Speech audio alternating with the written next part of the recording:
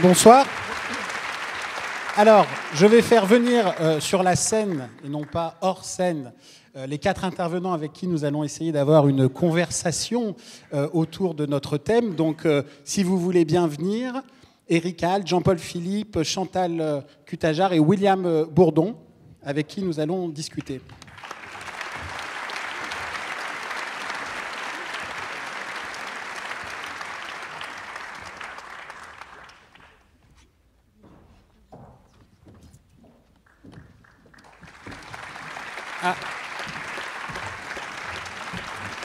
Alors, je vois que la ministre de la Justice nous rejoint.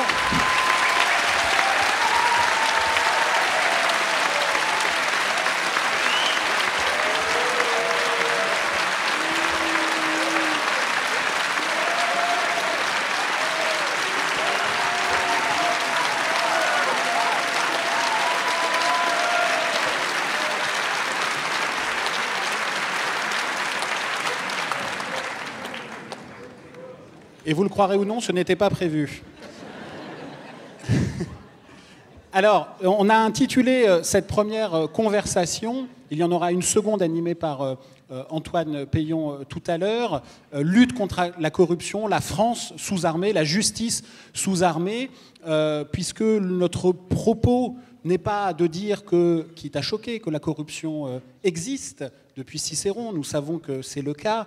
Ce n'est pas qu'il y ait des gens pour la révéler, des policiers, des sociologues, des enquêteurs, des journalistes, mais c'est notre incapacité institutionnelle, culturelle, politique et même judiciaire à pouvoir y faire face pour faire comprendre à nous tous, à vous, à nous ici, que c'est un enjeu politique majeur, politique au bon sens du terme, pas partisan, politique, le bien commun, qui est aussi important que la lutte contre le chômage ou les déficits publics. Et d'ailleurs, ça n'est pas parfois étranger ou sans lien. Alors, je vais présenter nos intervenants d'abord, avant d'entamer la conversation. Nous avons à ma gauche Jean-Paul Philippe, qui est un ancien policier, qui a été pendant très longtemps responsable de la brigade anticorruption de la police judiciaire de Paris, enfin en France nationale. Hein. Il a été au cœur d'affaires dont on a déjà un peu évoqué le sens tout à l'heure, les HLM de Paris ou des Hauts-de-Seine par exemple. Il est auteur avec son acolyte Noël Ponce d'un livre qui s'appelle 92 Connection, qui a été sorti en avril 2013 aux éditions du Moment, qui racontait ce qu'on peut appeler la République bananière des Hauts-de-Seine, hein, en quelque sorte. À ma droite, Eric Alt, qui est magistrat. Vous êtes conseiller référendaire à la Cour de cassation. Vous avez plusieurs engagements citoyens, y compris dans certaines associations de lutte contre la corruption, comme Anticor ou l'association Sherpa, dont le président est à ma gauche et que je présenterai tout à l'heure. Et vous êtes l'auteur en 2012, avec Irène Luc, de L'Esprit de corruption, non pas l'esprit de la corruption, mais l'esprit de corruption, aux éditions Le Bord de l'eau. À sa droite, Chantal Cutajar, vous êtes juriste universitaire et vous êtes responsable à l'université de Strasbourg du groupe de recherche approfondie sur la criminalité organisée qu'on appelle le GRASCO. Et enfin, William Bourdon, qui est avocat, que vous avez sûrement entendu, lu, vu, dont les engagements sont nombreux contre ce qu'il appelle lui-même la criminalité financière, pour la défense des droits de l'homme. On lui doit de grandes affaires, notamment celle d'une corruption internationale, l'affaire des biens mal acquis. Et il est l'auteur, cette année, c'était en 2014, qui est paru aux éditions Lattès, d'un petit manuel de désobéissance citoyenne sur les lanceurs d'alerte et pour quoi il faut les protéger et ce qui doivent être les premiers récipiendaires des légions d'honneur dans notre pays.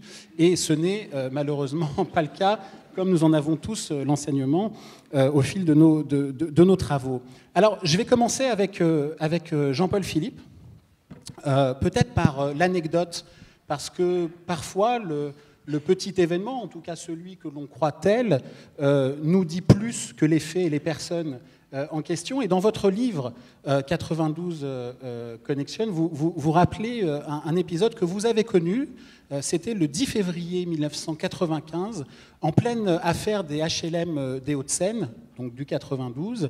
Et vous êtes policier, vous exécutez, si ma mémoire est bonne, une commission rogatoire d'un juge d'instruction qui est saisi du dossier, juge qui est statutairement indépendant. Vous êtes sous ses ordres et vous devez aller perquisitionner un personnage dont vous avez sûrement entendu tous parler, Didier Schuller. Vous devez perquisitionner son appartement et je voudrais juste que vous nous racontiez quelle a été cette scène hallucinante qui nous en dit tellement long sur le poids du politique, parfois sur le travail du policier. Merci. Je voudrais d'abord vous remercier de donner la parole à un policier. J'ai le sentiment d'être un peu le soutien de la bande. Mais bon, comme disait un policier célèbre, si j'ai choisi d'être policier, c'est pour être au centre des choses. Et comme l'a dit tout à l'heure Edoui Plenel, finalement, les choses, c'est aussi la scène et c'est aussi le dehors, enfin l'extérieur de la scène. Cette petite anecdote, oui, il y en a énormément de ce style-là, de ce niveau-là, mais vous la rappelez, c'était effectivement le 10 février 1995, en pleine affaire Schuller. Il y avait eu avant l'affaire Schuller-Maréchal, pour ceux qui étaient un petit peu au fait à cette époque-là. Et nous devions effectivement perquisitionner le matin, comme disent les Suisses, des potrons minés, c'est-à-dire à 6 h du matin, ou encore l'heure du laitier. Nous arrivions devant la porte de Didier Schuller et nous avons trouvé effectivement une porte vide. Comme toute affaire de cette nature à l'époque politico-financière, je rappelle que nous étions en 95 avec le ministre de l'Intérieur et le parti qui était visé était de la même obédience que le ministre de l'Intérieur. Donc c'était un petit peu... Vous enquêtiez sur le parti au pouvoir. Voilà, on enquête sur le parti au pouvoir. Vous résumez beaucoup mieux les choses que moi. Avec la distance, maintenant, j'ai pris un petit peu de... Et donc, eh bien, cette affaire-là qui normalement... Alors, très rapidement, normalement, ça doit durer quelques instants, la prise de contact avec la personne qui est censée être chez lui. Bon, il se trouve que Didier Schuller avait disparu de la circulation déjà, depuis un certain temps. Il avait été avisé ou pas, on ne le sait pas, mais enfin, on le subodorait déjà à l'époque, ça a été confirmé par la suite. Cette histoire-là a duré quasiment toute la journée, avec une partie comme on dit dans le livre, une espèce de partie de ping-pong entre nos chefs de service, le préfet, le ministre de l'Intérieur, pour finalement avoir l'autorisation d'ouvrir la porte, puisque l'intéressé n'était pas là, que le soir. Donc ça a été effectivement l'opération la plus longue de la carrière, sans voir l'intéressé et en restant 12 heures devant la porte. Donc vous étiez sous l'autorité d'un juge indépendant, statutairement, hiérarchiquement, du pouvoir exécutif, mais policier, où il y a la culture du rendre compte et une verticalité qui remonte jusqu'au cabinet du ministre. À l'époque, c'était Charles Pasqua. Vous avez eu des ordres contradictoires qui vous ont empêché de faire votre métier. C'est toute l'ambiguïté du système qui fait que, en fait, un enquêteur, un policier, se trouve être en face de deux hiérarchies, une hiérarchie policière et une hiérarchie judiciaire. Et donc, par la hiérarchie policière, il est tenu de rendre compte au plus haut niveau, surtout sur des affaires politico-financières sensibles. Et de l'autre côté, vous avez la hiérarchie judiciaire qui agit dans le cadre du code de procédure pénale. Vous avez un autre exemple de ce niveau-là, c'est la perquisition chez Tiberi, avec Eric Alphen, qui lui, s'est vu refuser l'assistance des policiers. C'est un autre exemple. Donc, ce que vous nous dites, en quelque sorte, c'est que, par l'expérience, par le terrain, c'est que quand on a un pouvoir politique en France qui est bienveillant vis-à-vis du bien commun, de la liberté d'enquête et de la lutte contre la corruption, on peut travailler, mais celui qui ne le serait pas bienveillant a les outils pour retarder, mettre en branle cette espèce de course de lenteur de la justice et du travail policier, qui fait qu'on a l'impression que pour certains petits délits, on peut aller vite, et puis pour certaines grandes affaires, ça prend des années. Je vais interroger Éric Alt, magistrat, puisque là nous touchons, je crois, au cœur d'un problème français, mais pas seulement. Et d'ailleurs, M. Scarpinato pourra nous en parler peut-être tout à l'heure, qui est celui de l'indépendance. L'indépendance, en Italie, le parquet notamment est indépendant. Vous, de votre expérience de magistrat, d'observateur, de praticien à la fois du droit et des affaires, vous en avez connu. Est-ce que vous pouvez ici nous dire, oui ou non, la France est un pays judiciairement indépendant ? Alors, ce serait difficile, pas encore. En Italie, le parquet est indépendant et il y a des OPJ qui sont dédiés spécialement au grand parquet et qui ne dépendent que de la hiérarchie judiciaire. Ça permet effectivement d'enquêter sur des affaires sensibles de façon différente. Je crois qu'en France, l'indépendance de la justice a toujours été un tabou. On parlait de Jacques Chirac tout à l'heure. Jacques Chirac promettait de couper le cordon ombilical avec le parquet. Et puis, il a renvoyé l'affaire à une commission et le rapport de la commission est parti dans la corbeille comme d'habitude. Je me souviens même que Nicolas Sarkozy avait promis à un moment de constituer en France un grand parquet national indépendant, un peu sur le modèle espagnol. Et puis cette idée avait été aussitôt oubliée et il ne s'était plus focalisé que sur la suppression des juges d'instruction. Alors, le gouvernement actuel a fait un projet qu'on aurait pu souhaiter plus ambitieux encore, mais c'est un projet qui va incontestablement dans le bon sens. Et il est actuellement en suspens. Le tabou n'a pas encore pu être franchi, mais c'est un bon projet, en tout cas un projet qui va dans le bon sens. Je crois qu'il y a un tabou de l'indépendance de la justice, qu'il y a un tabou du secret défense. Lorsque, avec Anticor et d'autres associations, nous sommes allés voir les parlementaires lors des projets de loi sur la transparence et la fraude de l'année dernière, on a dit effectivement il y a un problème secret défense. La France est le seul pays où c'est le ministre qui, dans son âme et conscience, au vu du rapport de la Commission nationale du secret défense, mais qui, dans son âme et conscience, juge de la déclassification, de la nécessité de déclassifier ou pas un document. Pour l'instant, ça n'a pas changé. Il y a un tabou du secret fiscal. Lors de la loi sur la fraude, on crée un procureur financier. C'est quelque chose d'important. Il a une compétence en matière de fraude fiscale. Bien, le procureur financier aurait normalement dû avoir la possibilité de prendre l'initiative de l'action publique sur la fraude fiscale. Et il y a eu beaucoup d'actions dans ce sens. Je fais partie de la plateforme contre les paradis fiscaux et judiciaires. Les parlementaires ont été interpellés sur le sujet. Nous avions même la Cour des comptes à nos côtés. Eh bien, il n'a pas été possible de faire évoluer les choses. Et c'est toujours le ministre en charge de l'économie qui décide si oui ou non une affaire doit être poursuivie. Mais alors vous, acteur, à la fois acteur et observateur de ce monde-là, des va-et-vient au travers des époques et des majorités de gouvernement, nous n'inscrivons pas ce débat dans une question partisane, nous inscrivons précisément ce débat dans une question qui s'inscrit au-dessus des lignes idéologiques et partisanes, puisque nous pensons qu'il peut y avoir une communauté de vues dans la lutte contre la corruption, puisque nous en sommes tous ici, ceux qui nous regardent, les victimes invisibles au quotidien. Comment vous expliquez cette succession de tabous? Est-ce que c'est culturel? Est-ce que c'est institutionnel? Est-ce que c'est un pouvoir politique qui a besoin de se protéger pour survivre? Est-ce que vous avez une réflexion, une piste de proposition là-dessus? Peut-être que nous manquons de compétitivité démocratique. Je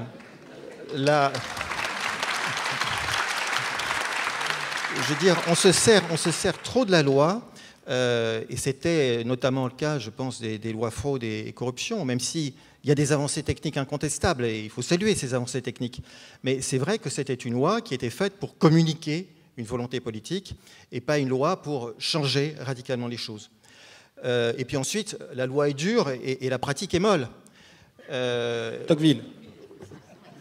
Effectivement. Un libéral. Bien sûr, la loi est dure, qu'on voit le contrôle de légalité. Donc ce n'est pas exactement du judiciaire, mais c'est quelque chose d'important, le contrôle de légalité des actes des collectivités territoriales, le contrôle de légalité des marchés publics. Commande publique, 150 milliards en France. Il y a un rapport sénatorial qui dit que le contrôle de légalité est devenu une passoire à géométrie variable. Contrôle de légalité qui revient à l'État et aux préfectures. Voilà, tout à fait.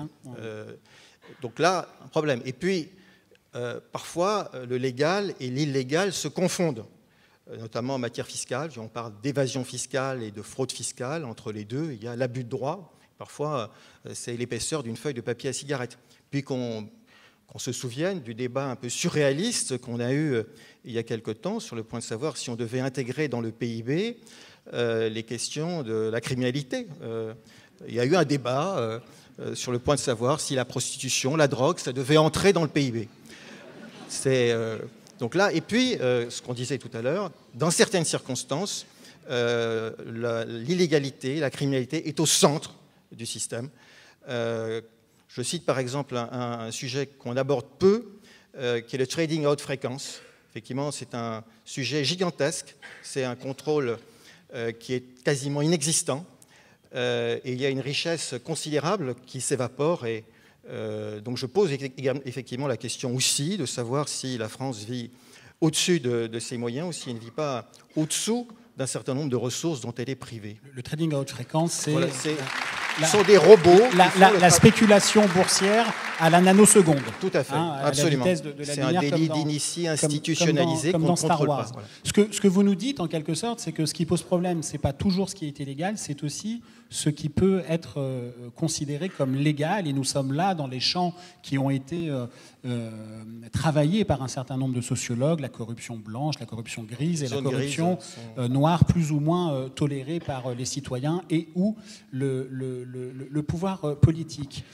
Alors, je le dis pour les autres intervenants, vous n'hésitez pas, il y a des micros, à prendre la parole, à rebondir. Hein, on n'est pas dans un cours magistral à la fac. Je vais peut-être demander à Chantal Cutajar, parce que je sais qu'elle a beaucoup écrit, elle a écrit là-dessus, notamment au moment des bouleversements, en tout cas des évolutions, en tout cas des tentatives d'évolution législative qu'il y a eu après l'affaire Cahuzac, de ce qui a été évoqué par Eric Alt et de ce qu'on appelle le verrou de Bercy dans la lutte contre la fraude fiscale.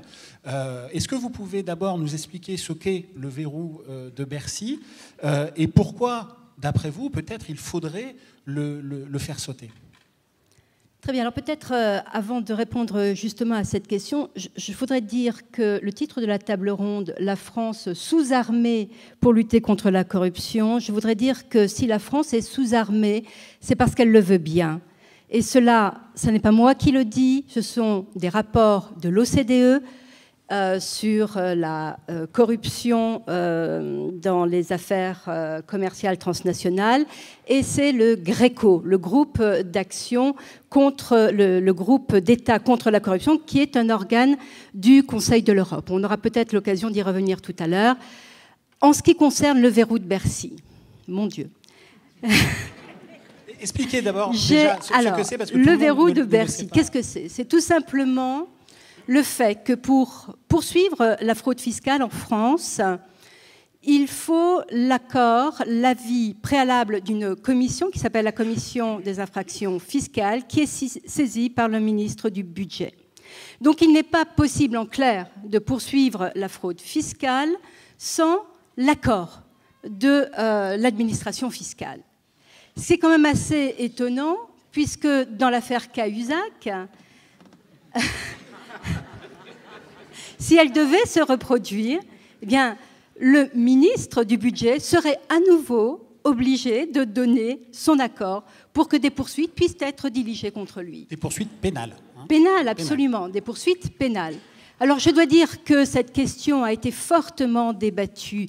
Et puisque Madame la ministre de la Justice est là, je dois dire qu'effectivement, il y a eu un bras de fer entre le ministère de la Justice et Bercy. Mais que malheureusement, c'est Bercy qui a gagné, et dans l'État, et c'est la raison pour laquelle, effectivement, le verrou de Bercy est demeuré. Alors, vous parliez de l'indépendance de la justice.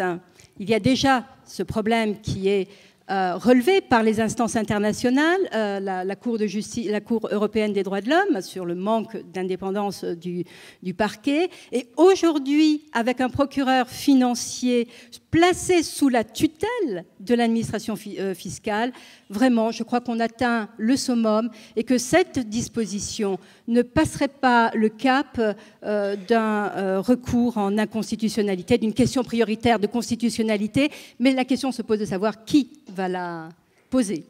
Déjà nous.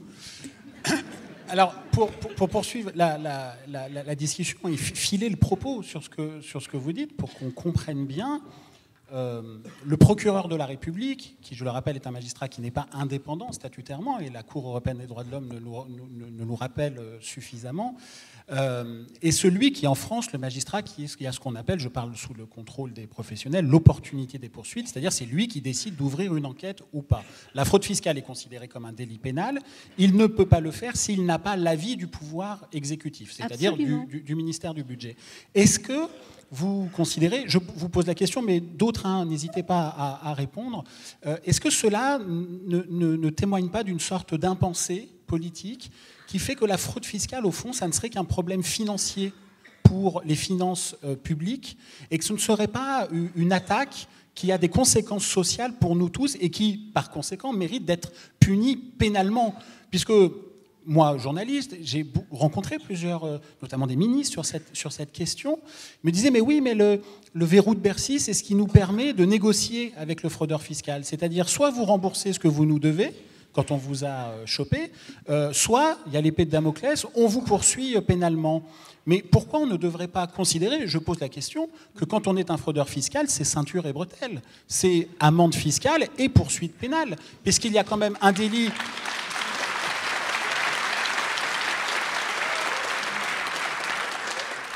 Ou fromage et dessert. C'est comme... Parce que s'il y a bien un délit qui est une atteinte contre l'idée même de société organisée, c'est quand même la fraude fiscale, puisqu'au final, ce sont les honnêtes gens qui payent pour tous ceux qui ne payent pas.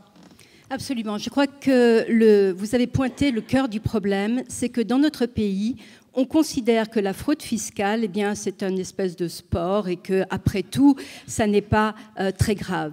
Et c'est une perversion de la pensée qui est d'autant plus dommageable que pendant des années, les organisations criminelles ont déguisé l'argent provenant de la corruption, des trafics interdits, en fraude fiscale, en le faisant transiter par des paradis fiscaux qui après arrivaient au niveau du Luxembourg. Et parce que c'était de la fraude fiscale, eh bien, on ne mettait pas en œuvre les dispositifs de lutte contre le blanchiment. Or, la fraude fiscale, surtout commise en bande organisée, est-ce qu'on doit négocier avec des organisations criminelles ? Parce que la fraude fiscale commise en bande organisée, c'est la fraude au quota de CO2 qui avait coûté plus de 5 millions d'euros au budget de la France. On doit considérer... Milliards. Ah oui, c'est pas une petite soirée, là. Pardon. Madame Cutager. C'est tellement faramineux. Est-ce qu'on doit considérer qu'il faille négocier avec ces organisations criminelles ? Je ne le crois pas et je ne crois pas qu'il faille. Alors, c'est un sport qui coûte cher.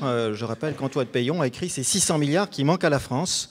Et il y a une évaluation, il y a une fourchette, mais en fait, c'est entre 50 et 80 milliards qui manquent à la France du fait de la fraude et de l'évasion fiscale. Par an. Les 600 milliards dont parlait Antoine, c'est l'argent hors frontière. En stock, et voilà. L'autre, c'est en flux par an. 80 milliards par an. Toute petite parenthèse par rapport à l'affaire Cahuzac, puisque certains auront raison de dire oui, mais bon, quand même, il y a une enquête judiciaire qui a été ouverte. Après notamment nos révélations sur cette histoire. C'est vrai, le procureur de la République de Paris a pu ouvrir une enquête préliminaire, mais voyez la difficulté, il l'a fait pour blanchiment de fraude fiscale, puisqu'il ne le peut pas pour fraude fiscale, mais il le peut pour blanchiment de fraude fiscale, qui est une difficulté dont tous les praticiens parlent, puisque ça suppose de trouver et la fraude fiscale et le moyen de blanchiment pour aboutir. Je voudrais poser une question à Jean-Paul Philippe. Je peux ajouter quelque chose là-dessus, sur la hiérarchisation des infractions financières. C'est intéressant pour résumer. Il y a différents niveaux, l'infraction fiscale, la fraude fiscale, ensuite il y a la délinquance financière, je dirais classique, et il y a la corruption. Vous savez ce que disait Maurice Arex, maire de Toulon, lorsqu'il a été condamné sur le perron du tribunal? Il disait « Mon honneur est sauf, j'ai été condamné pour un abus de bien social ». Alors qu'on a trouvé 6 millions sur son compte Charlot à Genève. William Bourdon? Oui, il y a quelque chose de très spectaculaire qui s'est passé ces dernières années dans la perception que les citoyens, pas simplement en France, mais dans le monde entier, ont de la lutte contre la corruption.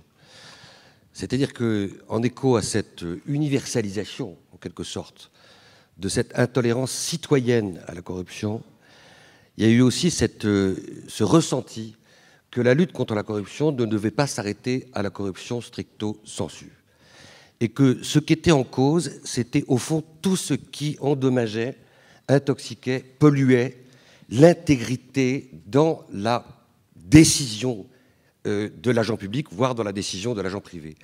Et au-delà, finalement, et c'est le sens de la question que Fabrice a posée à Chantal Cutajar, on voit que derrière la corruption, maintenant, sont absorbés toute une série de comportements qui sont à chaque fois la signature d'une substitution de l'éthique par le cynisme, d'une substitution de l'intérêt général par une logique privative. Et c'est cette substitution-là qui n'est plus tolérée. Et donc, par conséquent, ça veut dire que les citoyens n'exigent pas simplement que soit poursuivi de façon plus sévère et plus dure la corruption au sens formel du terme, mais les conflits d'intérêts, le trafic d'influence, c'est-à-dire toute cette logique de l'entre-soi qui, à chaque fois, endommage l'intérêt général au profit des petits intérêts privés et catégoriels. C'est ça le nouveau paradigme de la lutte contre la corruption. Je reviens à Jean-Paul Philippe, à l'enquêteur qu'il a été sur les paradis fiscaux, les places offshore.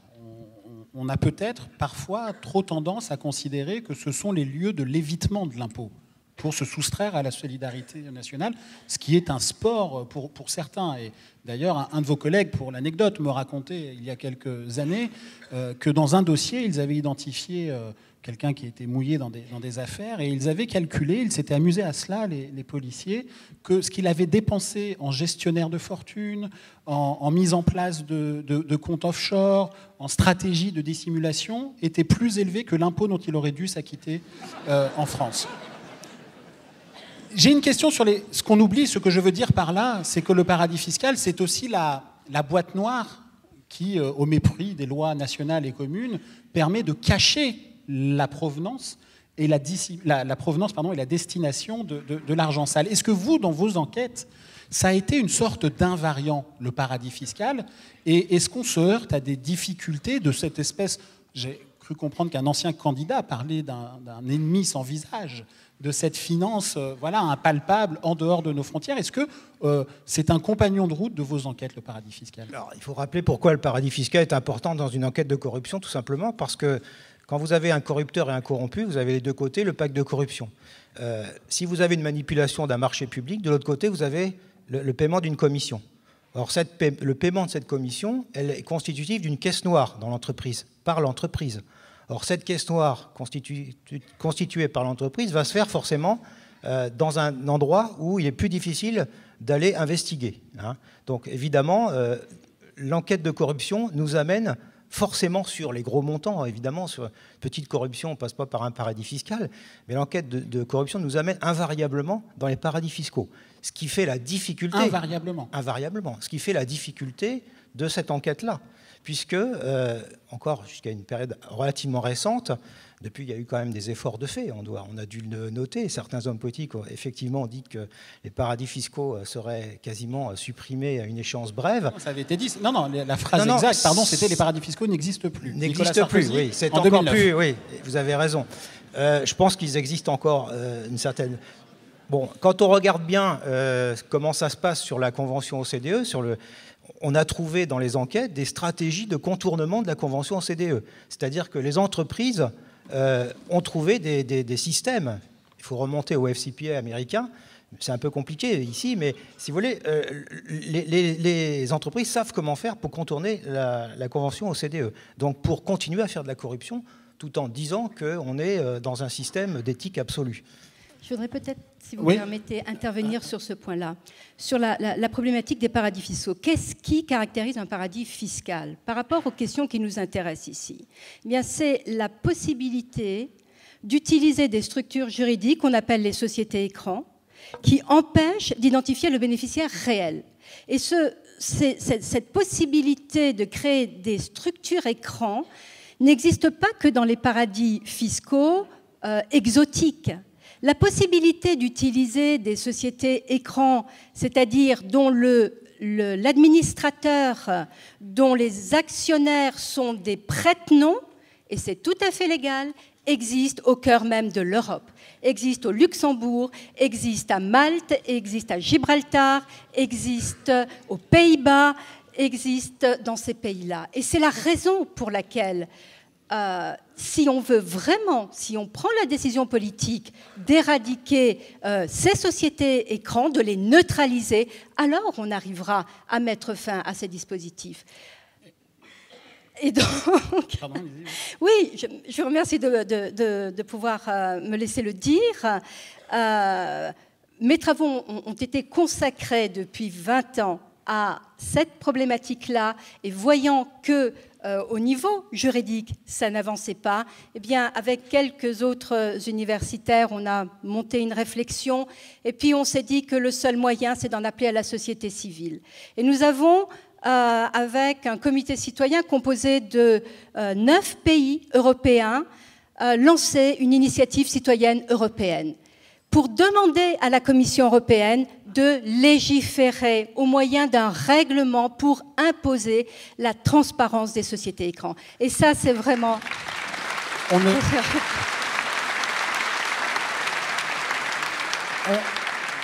On ne lutte pas contre une délinquance internationale qu'avec des lois nationales et des verrous nationaux. Alors on me dit dans l'oreillette que je n'ai pas, qu'il faut que le débat ne s'éternise pas trop puisque nous avons encore de nombreux invités, mais je voudrais quand même interroger William Bourdon en écho à son livre, Le petit manuel de désobéissance citoyenne, paru cette année chez Lattès, sur cette question fondamentale, puisque vous l'avez vu, là nous discutons d'un certain nombre de verrous. Le secret défense a été abordé, qui personne ici, je pense, n'est pour dire qu'il ne faut pas de secret défense dans une démocratie, qu'il y a bien entendu des intérêts supérieurs de la nation, encore faut-il bien les définir, à protéger, mais qu'on a trop vu dans les affaires, le secret défense avoir été utilisé comme une sorte de paravent aux turpitudes financières de quelques particuliers élus ou pas, ou industrie de l'armement. Nous aurions pu parler de la Cour de justice de la République, ce tribunal d'exception qui existe encore en France.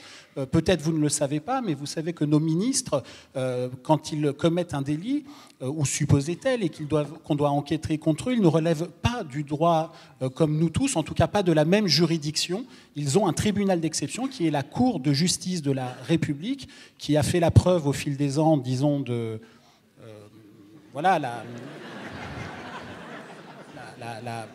mollesse de certaines de ces enquêtes, la faiblesse des peines quand il y a des procès, et cerise sur le gâteau, voire même peut-être le gâteau sous la cerise, quand il y a procès, la cour, le tribunal est composé à moitié de magistrats professionnels et de, 3 petits points, députés. Voilà. Donc on se juge un peu entre... 3 magistrats professionnels et le reste des députés. Voilà, plus de députés, donc plus de politique que le... Donc moi, on m'avait appris à l'école, je crois vous tous aussi, qu'avec Montesquieu... que par la disposition des choses, le pouvoir devait arrêter le pouvoir. On voit là qu'avec un certain nombre de verrous, ça n'est pas le cas. Et je veux donner la parole à William Bourdon parce que pour mettre sur la table, pour poser la conversation et animer ce débat public avec des gens pour, des gens contre, des gens ni pour ni contre, bien au contraire, il nous faut ce qu'on appelle des lanceurs d'alerte, les whistleblowers, comme on dit aux États-Unis, les avertisseurs d'incendie qui nous permettent de couper la mèche avant qu'elle atteigne le bâton de dynamite. Est-ce que dans notre pays, ils sont suffisamment protégés, William, et pourquoi nous avons ce sentiment que c'est toujours le messager qui est considéré comme le coupable des actes quasiment qu'il dénonce, qui est celui qui est poussé à la vindicte, harcelé, voire plus pour certains, y compris dans le milieu professionnel.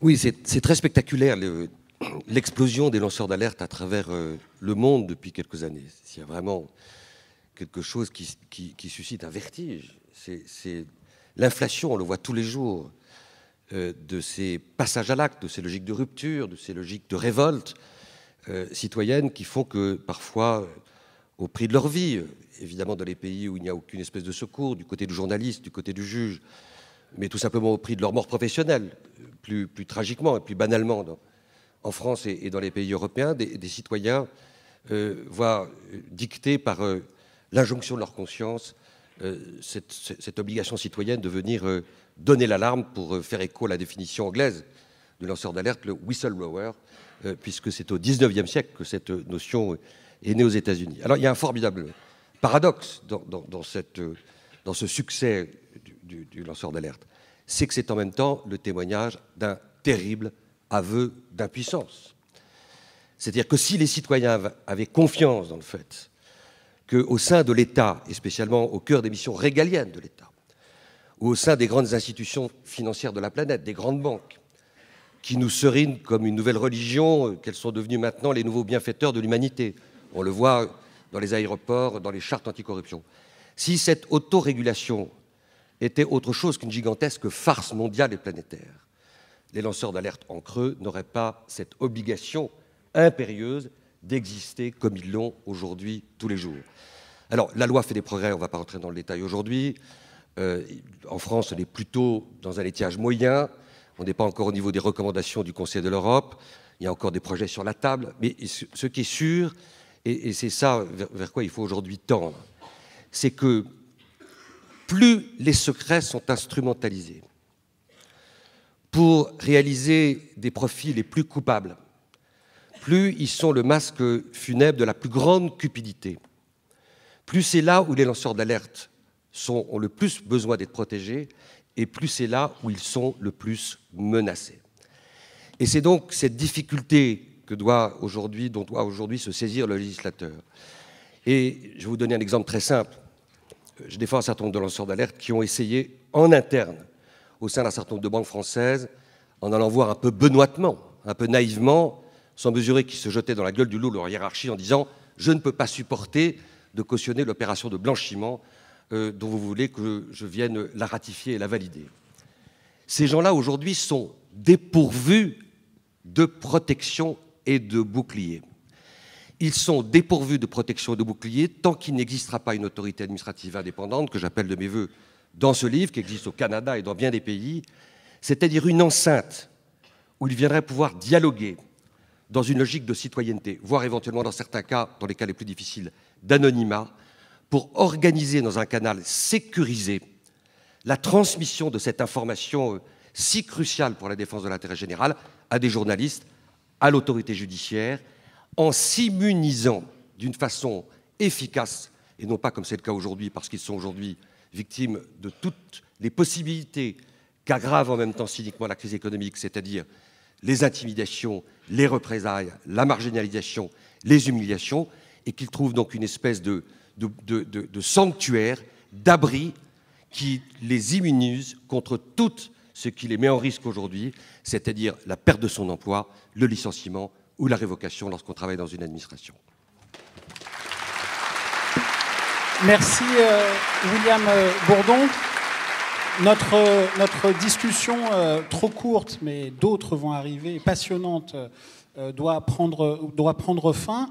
En quelque sorte, ce que vous nous dites, c'est qu'il y a, face à ce paysage un peu désolé, de la pauvreté des moyens, pauvreté institutionnelle, culturelle, judiciaire, politique, pour lutter, nous sommes face à un impératif, tout cela nous oblige, parce que nous sommes tous responsables et nous sommes tous concernés par cela, à un concept que vous aimez bien d'hyper-citoyenneté, c'est-à-dire quasiment se sortir un peu de soi-même, de son rôle social et de considérer que tout cela nous appartient et c'est à nous de décider de notre propre avenir. Absolument, l'hyper-citoyenneté comme en écho à l'insuffisance dans la façon dont ceux qui sont en responsabilité, ceux qui ont postulé pour être les promoteurs et les avocats de l'intérêt général, parfois en sont les fossoyeurs, eh bien c'est en écho à cette espèce de marché de dupes, de sentiment de défiance qui fait en même temps la litière de tous les populismes, que l'on doit protéger les lanceurs d'alerte parce que parmi d'autres solutions, car c'est infiniment complexe, on peut espérer sont demain une nouvelle façon de faire respirer la démocratie, de la moderniser, de la soulager de toutes les plaies d'Égypte aujourd'hui qui la menacent.